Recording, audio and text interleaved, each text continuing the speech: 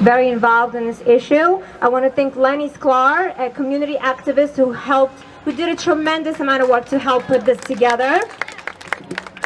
I also want to thank Mitch Spielvogel, who I think is going to speak as well. Of course, as always, we thank our NYPD, who help protect us every day. Thank you, NYPD. And last but not least, I want to thank my staff, who has put in a tremendous amount of work and continues to do so every single day, not just for this issue, but for so many other issues, and take so many complaints from you guys, and they're really the best. We're #1 in New York City. I'm so proud of that. So thank you to all of my staff. A lot of them are here today.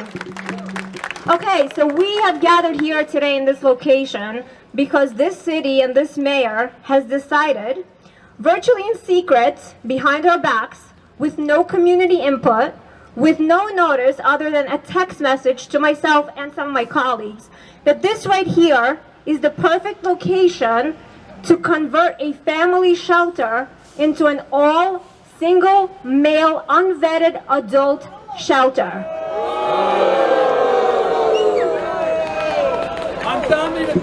Now let me be very clear. This community is not against homeless shelters. In fact, unlike the current administration and some of the other previous mayoral administrations, we support the homeless being housed.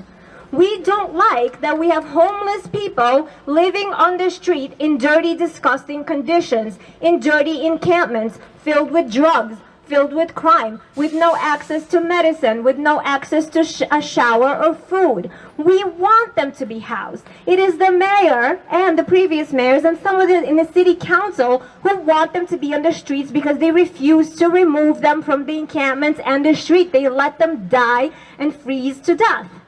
We do not support that. We want the homeless to be housed. However, we also want the homeless to be housed in proper locations that don't negatively impact our community, that don't create an unsafe environment for our seniors and our children. And we are here in this location right here. This is why we wanted to do it here. We didn't do it in Gracie Mansion this time, not yet, because we want to show everybody where we are standing. We are smack in the middle of a residential, quiet residential neighborhood. Right across the street, if you turn around, is Lou Fiedler Park, literally across the street, with a playground where children play every day.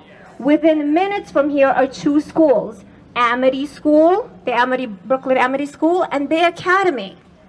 Is this really an appropriate location for a male shelter with, mind you, people who are not going to be vetted for a criminal background? Is it? No! Randall's Island. It's not. On top of that, the provider who's going to be providing services to the shelter is named Braggs. Braggs senior executives are under a criminal indictment for fraud and bribery, and yet, despite that, Mayor Mamdani decided that it's a good idea to give them a $200 million contract.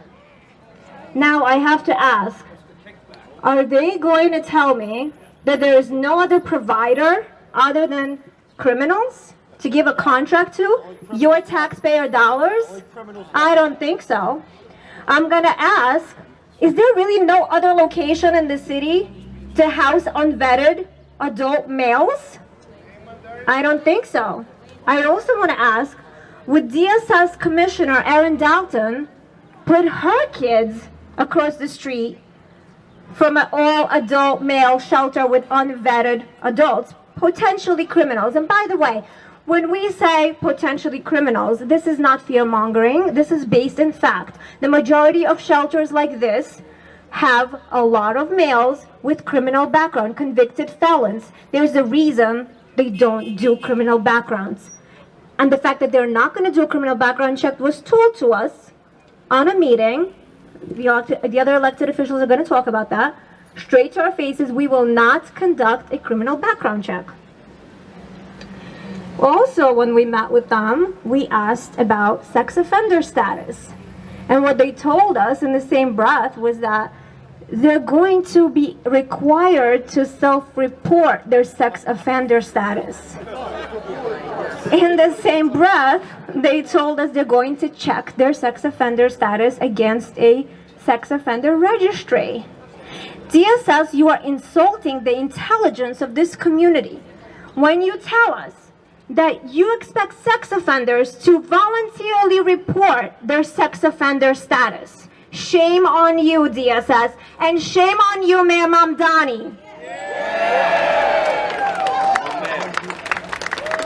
Well, the good news is, some positive news, is that this week, we sent a letter to Comptroller Mark Levine asking him to audit Bragg's and all of its contracts. And just a few days later, Comptroller Levine responded saying that he's going to audit Bragg's, including any new contracts. Now, I have full confidence that Comptroller Levine will diligently scrutinize these contracts, and that should, hopefully, no promises, take a lot of time. And that should, hopefully, and we will advocate that it places a hold on this contract and on this shelter. Also, just today, I wrote to the Assistant United States Attorney to bring her attention to the fact that Bragg's is still enriching themselves while its senior executives are under a federal indictment.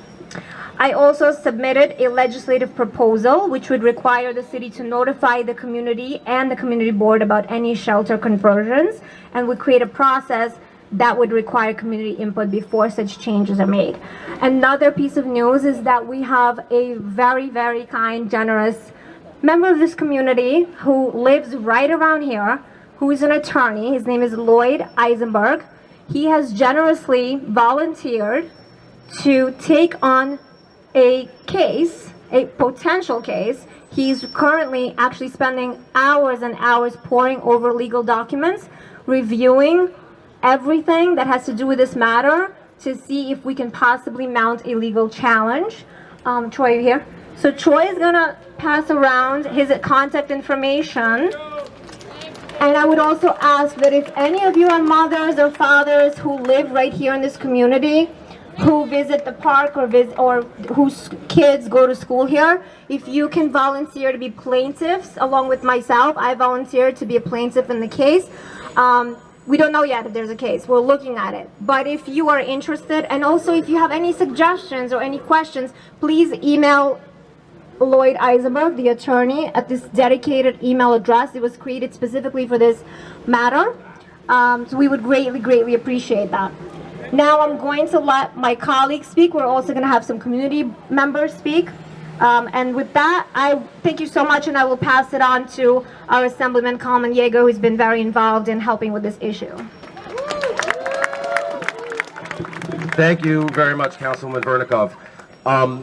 You know, she started off, Councilwoman, by thanking the NYPD, and we do love the NYPD. We love our cops in this neighborhood. But I guarantee you, the NYPD in this precinct will be working double time and overtime and harder than ever to keep our neighborhood safe when this shelter is fully occupied, with up to approximately, I think it's 110 or so 110 individuals, singles, who are going to be living here.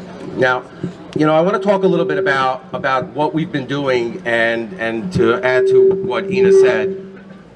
Why don't I know how to use this? Okay.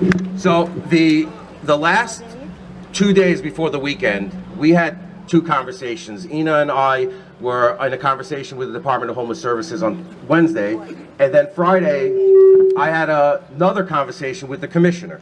And one of the things I asked her to do was to come to the neighborhood. See for yourself the neighborhood that we're in. Look at our park, the Lou Fiddler Park. I'll talk about that in a second. Look at the homes that are around it. Look at the people who live here. Look at the neighborhood. Look at the schools. And tell me that this makes sense, that this proposal makes sense, that this location for this population makes sense.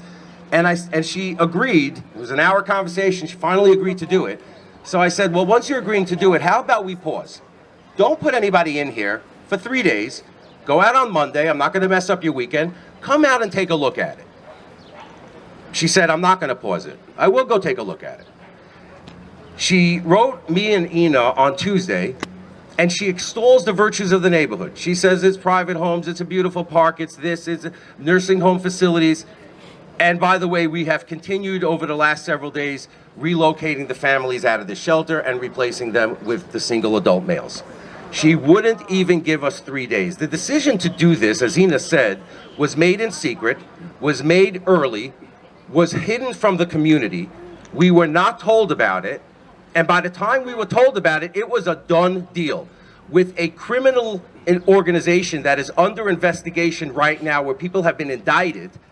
And as the councilwoman said, the mayor has seen fit, mayor that this neighborhood, by the way, did not vote for, a mayor has seen fit to give them $200 million worth of contracts to keep on doing their very so-called good work.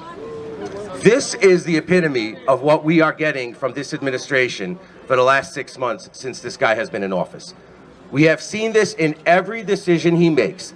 That little smile, the smirk when he gets on the camera, and then he dumps on neighborhoods like ours.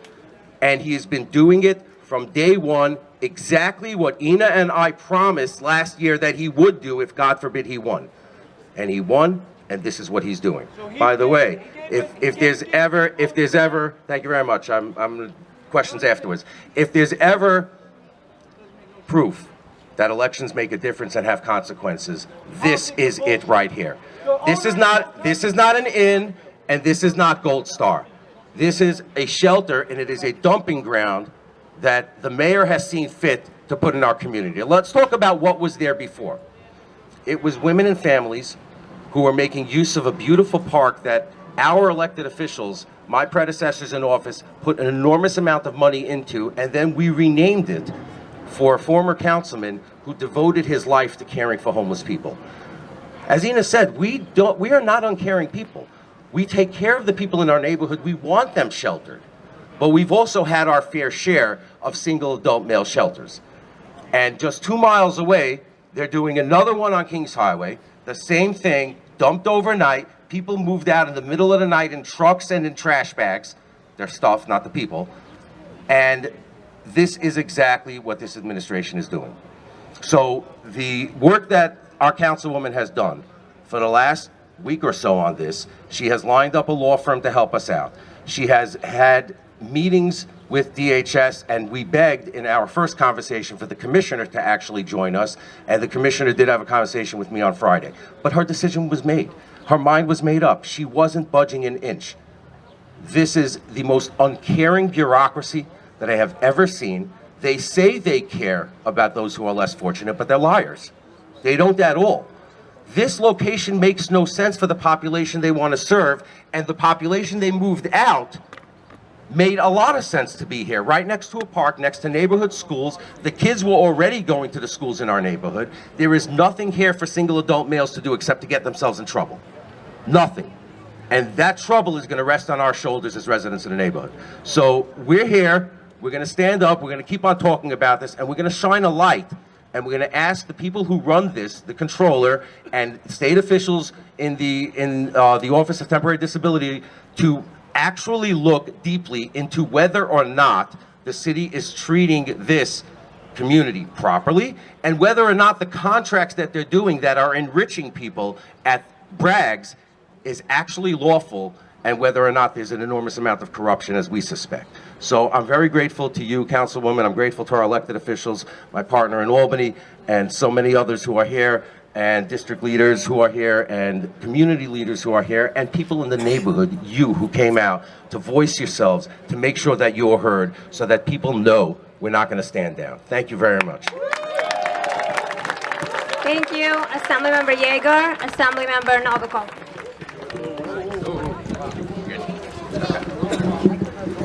Well, first of all, thank you so much to my colleagues, to Councilwoman Ina Vernikov, to Assemblymember Kalman Yeager, for being here today, for organizing this, and mostly thank you for coming, because I see hundreds of people, and it sends a message that we're not going to let our community to be taken over by this agenda of Mayor Mamdani, who, you know, he prefers, it's obvious. I mean, look at what he does. He prefers to, you know, having dinners and, you know, spending his evenings with, you know, with the, not with the police officers, not with someone who takes care of us, but, you know, those people who are basically, you know, you know what I'm talking about, right? You know what I'm talking about. So yeah, and you know, when someone asks him, Mayor, why are you planning to build those homeless shelters in every borough of New York? You know what he said? He said that the pain should be distributed evenly throughout the city. So everyone should feel the pain. Let me tell you what, we should not feel the pain. We do care for the homeless people. We know most of the homeless people are mentally ill and they belong to mental institutions, and we all understand that, right? And in my humble opinion, the homeless shelters, especially for single men, should be built in not in residential, but in commercial, in industrial areas with access to public transportation. You know, even before that, my office and my district is just a few blocks away, starting on Bedford Street. My office getting calls and complaints about very, you know, strange incidents in this park, because if you see further, the Bayview Inn Motel is already a men's shelter. It's already a men's shelter. I'm not sure if it's vetted or not vetted. So imagine if we will have another men-only shelter here, which will double, which is 110 beds, and the problem is that it's going to affect the quality of life in our middle-class, quiet neighborhood. The prices of the real estate here is going to go down. All right. So that's the problem of distributing the pain. This is all he can bring to us, the pain, really. Once again, thank you so much for being on topic of this, you know, on this issue, and thank you, because we will not let it happen. We will fight for our neighborhood and for our right to live in a safe neighborhood. Thank you so much. Thank you. Further, I want to recognize and thank Councilmember Ina Vernikov. Yes. And Assemblymember Kalman Yeager, who have led on this fight from day one. This community should know that its representatives are watching, and we are not backing down. Here's why this proposal can't stand. This is a family shelter. Children living here go to school in this neighborhood, they play in these parks, and they know these streets as home.